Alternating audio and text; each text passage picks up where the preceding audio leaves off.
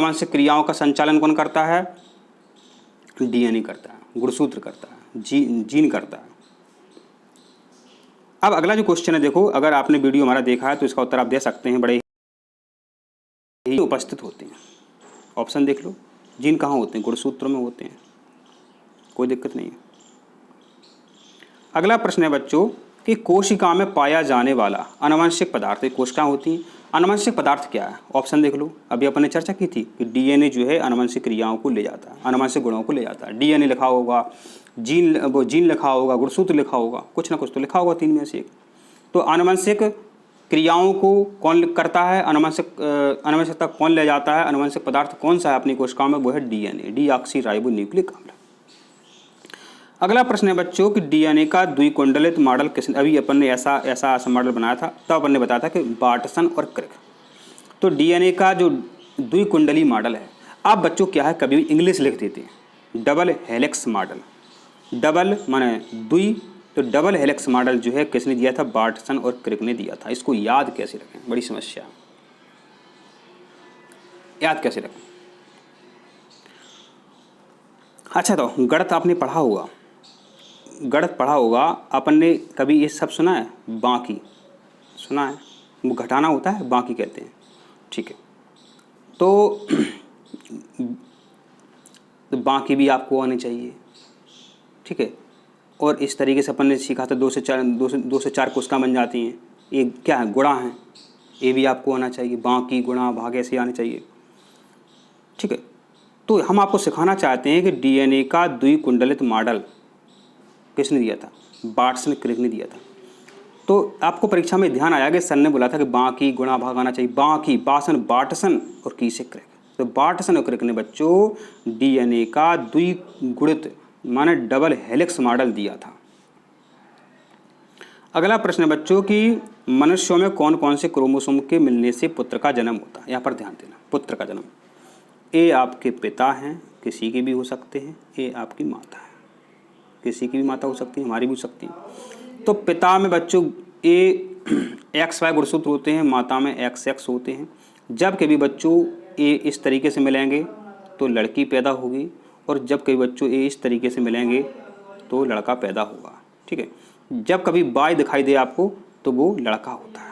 तो यहाँ पर ध्यान दें कि पुत्र कब पैदा होगा, इसमें लिखा है पुरुष का बाय एवं स्त्री का X क्रोमोसोम, ठीक है। तो ये बच्चा पैदा होता है, लड़का पैदा होता है। अगला प्रश्न है कि शिशु का पितृत्व स्थापित करने के लिए किस तकनीक का उपयोग किया था?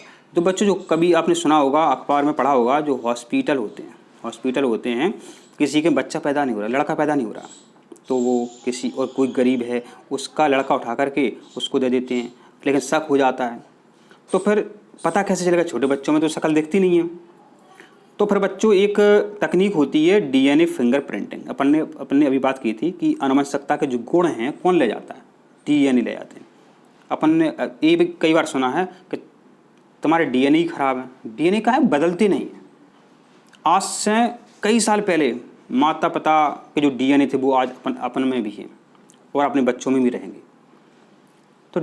तो डीएनए फिंगरप्रिंटिंग ऐसी तकनीक है बच्चों, कई साल पुराने गुनाह को भी ये बता देती है कि इसने ये किया था। तो शिशु का पितृत्व माने जो शिशु है वो आपका ही, आप उसके ही पिता हो या नहीं हो, ये पता करेंगे अपन डीएनए फिंगरप्रिंटिंग विधि से।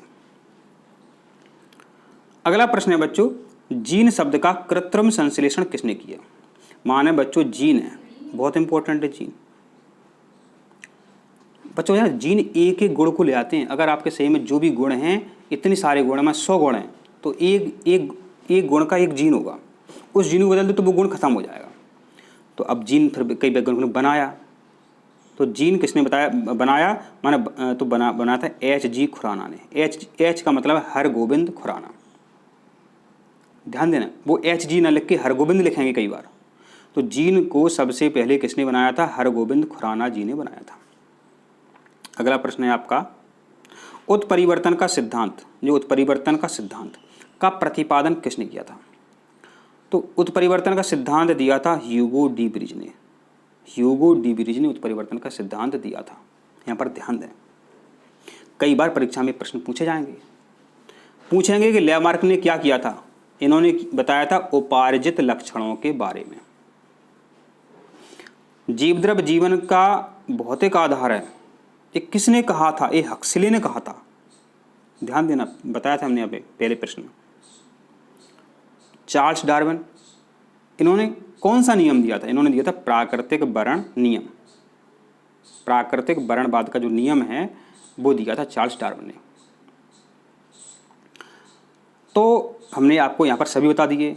तो यहाँ पर जो प्रश्न था कि उत्परिवर्तन का सिद्धांत किसने दिया था? ह्यूगो डी ब्रिज ने दिया था।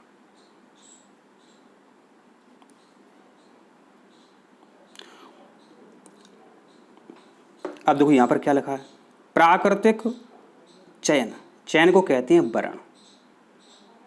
प्राकृतिक वर्ण का सिद्धांत, प्राकृतिक वर्णवाद का सिद्धांत, प्राकृतिक चयन का सिद्धांत किसने दिया बताओ? तो चार्ल्स डार्विन ने दिया था प्राकृतिक वर्णवाद का सिद्धांत। अब यहाँ पर देखो, ह्यूगो डी ब्रिज ने क्या किया था? उत्परिवर्तन का सिद्धांत दिया था। लेमार्क ने क्या किया था? उपार्जित लक्षणों की वंशागति के बारे में बताया था। अब आपका अगला क्वेश्चन है कि मनुष्य का कौन सा अवशेषी अंग नहीं है?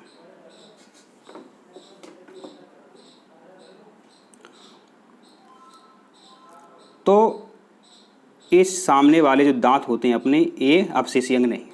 लेकिन बच्चों ध्यान देना यहाँ पर कि अवशेषी अंग कौन कौन से हैं, पूछेंगे वो आपसे। निक्टिटैटन पर्दा अवशेषी अंग होता है, कर्णाभ मांसपेशियां अवशेषी अंग होती हैं, और बर्मीफोर्म अपेंडिक्स जो है अवशेषी अंग होते हैं।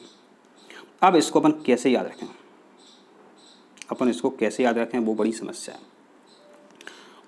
आप हमारा वीडियो देखोगे, आप हमारा वीडियो देखोगे बच्चों, तो आप बन के दिखा दोगे क्या? डॉक्टर। आप बन के दिखा दोगे डॉक्टर। आप बन के दिखा दोगे डॉक्टर अगर आप हमारी वीडियो देखते हो। ऐसी वैसी बात नहीं कर रहे हैं हम। तो बात से अपन याद रख सकते हैं बच्चों को, जो बर्मीफोर्म अपेंडिक्स है ये अवशेषी अंग है। नी से अपन याद रख सकते हैं निक्टिटैटन झिल्ली है, निक्टिटैटन पर्दा बोलते हैं, ये भी अवशेषी अंग है। और का से अपन याद रख सकते हैं कर्णाभ मांसपेशियां अवशेषी अंग है। अभी हमने आपको क्या बताया था कि आप बन के दिखा दोगे डॉक्टर। बर्मीफोर्म अपेंडिक्स, निक्टिटैटन पर्दा या झिल्ली, और कर्णाभ मांसपेशियां। कर्णाभ माने कान, ये सभी होते हैं अवशेषी अंग। और कौन नहीं है? तो ये अपन इससे आंसर निकाल सकते हैं। अगला प्रश्न है बच्चों, देखो आ गया, वही बात कर रहे थे अपन कि डीएनए का प्रमुख काम क्या है। डीएनए का प्रमुख काम क्या है? आनुवंशिक क्रियाओं का संचालन करना। अपन इसको समझ चुके हैं पहले।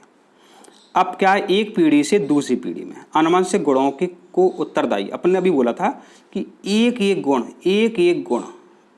गुण माता पिता के अपन में जाते हैं। कौन ले जाता है एक एक गुण? तो बोले जाता है बच्चों जीन, तो बोले जाता है जीन। ये प्रश्न हालांकि गलत है। कैसे? तो क्रोमोसोम भी ले जाते हैं। ठीक है, ठीक है, तो अपन इसको जीन सही मानेंगे। पहले कोई जीन से बनते हैं क्रोमोसोम।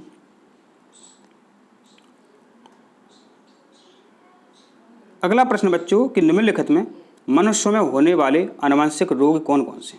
आनुवंशिक रोग माने अगर वो किसी के मॉम डैड में है, अगर किसी के कोई गुण मॉम डैड में है तो उनके जो बच्चे हैं उनके जो बच्चे हैं उनमें वो गुण जाएंगे। एक तो बच्चों वर्णांधता हो इनको, एक तो क्या हो? वर्णांधता हो। एक बच्चों हीमोफीलिया हो, वो भी बच्चों में जाएगी। एक टर्नर सिंड्रोम हो, वो भी बच्चों में जाएगी। तो बच्चों हम वही तो आपको सिखाना चाहते हैं कि जो माता पिता से बच्चों में जाते हैं वो आनुवंशिक रोग होते हैं। कई होते हैं आनुवंशिक रोग। कौन कौन से ऐसे रोग हैं जो माता पिता से बच्चों में जाते हैं? तो वही तो आप याद रख सकते हैं। वा से याद रख सकते हैं वर्णांधता, ही से हीमोफीलिया, और टा से अपन याद रख सकते हैं टर्नर सिंड्रोम। वही तो माने वा से वर्णांधता, ही से हीमोफीलिया और ता से टर्नर सिंड्रोम। ये सब जो हैं आनुवंशिक रोग हैं। अगला प्रश्न है हीमोफीलिया रोग से ग्रस्त व्यक्ति में क्या होता है? बच्चों क्या है? खून का बहना बंद नहीं होता। ये क्या है? अगर किसी माता पिता को हीमोफीलिया रोग है, ठीक है, आप उसके बच्चों में चला जाएगा हीमोफीलिया रोग। तो हीमोफीलिया बच्चों रोग क्या होता है? अगर किसी कारण से चोट लग जाए, खून बहने लगे तो रुकता नहीं है, बिना इलाज के रुकता नहीं है। सामान्यतः आपने देखो, आपने कई बार चोट लगती होगी, हमारे भी लगती है, तो खून अपने आप थोड़ा निकलेगा, फिर वो थक्का जम जाएगा, फिर खून का बहना बंद हो जाएगा। लेकिन जिसको हीमोफीलिया है, खून बह रहा है तो बहता ही रहेगा। अगर मसूड़ों में खून आना शुरू हो गया, दांत टूट गए, तो उसका खून रुक नहीं सकता, डॉक्टर ही बचा सकते तो बचा नहीं, उसको मरना पड़ेगा। लेकिन हालांकि अच्छी दवाइयाँ आ गई हैं तो वो बच जाता है, जल्दी से डॉक्टर के पास पहुँच जाए। ठीक है, अब यहाँ पर एक बात सुनो बच्चों, यह जो रोग हीमोफीलिया, ये लड़कियों में नहीं होता, ये लड़कियों में नहीं होता, ध्यान देना। अब होता भी है, कई बार होता है लड़कियों में, ऐसा नहीं है ना हो, कई बार लड़कियों को होता है। तो लड़कियों, ये क्या है, पुराने ज़माने में अगर किसी लड़की को ये रोग है तो उसकी मृत्यु हो जाती थी, मतलब वो मर जाती थी। कब मर जाती थी? जब वो मान के चलो 12 वर्ष की हो जाती थी, 12-13 ऐसे हो जाती थी, वो उसको मर जाती थी। लेकिन हालांकि अब अच्छी दवाइयाँ हैं, डॉक्टर्स हैं, तो अब वो ऐसा नहीं होता।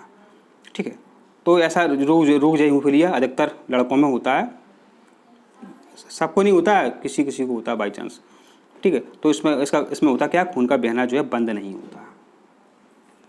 बच्चों, आशा करते हैं आपको वीडियो समझ में आया है। इसी तरह वीडियो देखने के लिए चैनल को सब्सक्राइब जरूर करें। धन्यवाद।